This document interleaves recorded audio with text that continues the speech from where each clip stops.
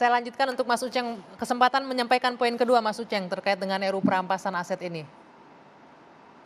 Iya, saya lanjutkan sedikit ya. Jadi saya kira dalam konteks kewenangan presiden yang sangat besar dalam proses legislasi, apa yang dikatakan Pak Mahfud tidak sepenuhnya benar. Karena Pak Mahfud seakan-akan menggantungkan proses ini semua hanya ke DPR.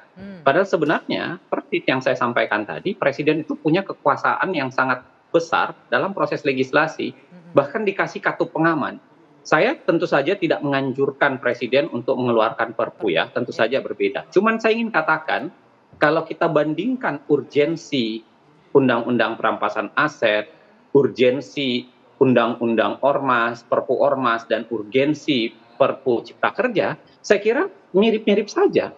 Jadi kalau presiden memang mengeluarkan perpu untuk ormas di tahun 2017, lalu kemudian perpu cipta kerja baru saja di tahun 2023, apa alasan kenapa kemudian tidak menggunakannya di 2023 untuk perampasan aset, lalu kenapa kemudian menggantungkannya kepada partai?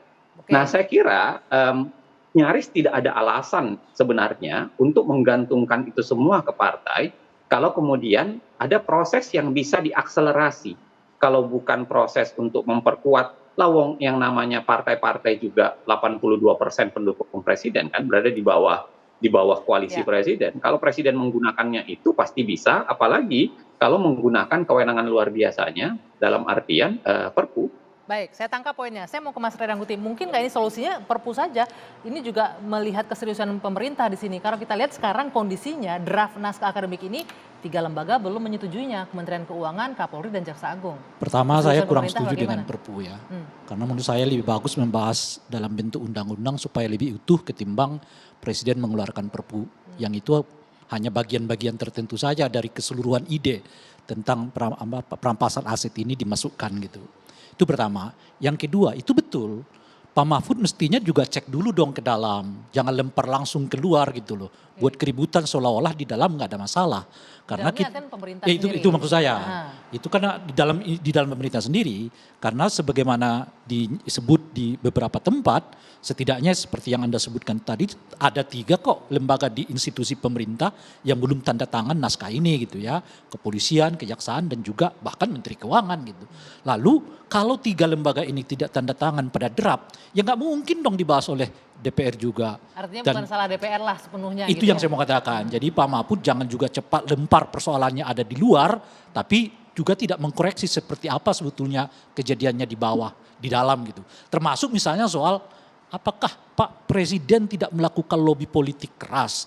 Toh undang-undang Omnibus Law yang penuh dengan penolakan. Bisa kok diunjuk rasa iya macam-macam tuh. Bisa kok presiden mengkomunikasikannya dengan partai politik, dengan resiko partai politik itu mendapat kecaman dari publik.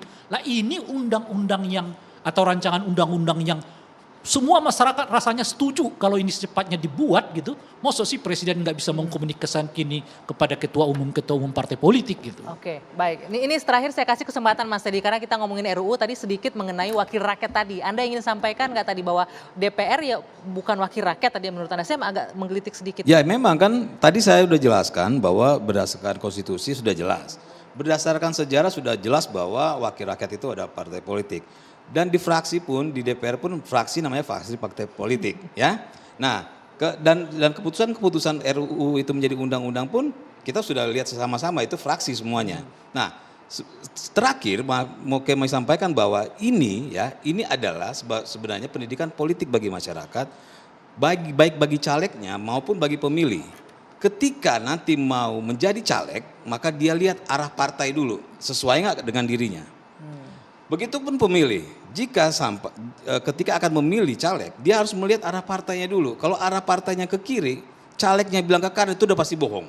Ya, jadi ini sebagai pendidikan politik bahwa mau tidak mau, suka tidak suka, bahwa wakil rakyat itu adalah partai politik. Bukan anggota dewan ya? Bukan.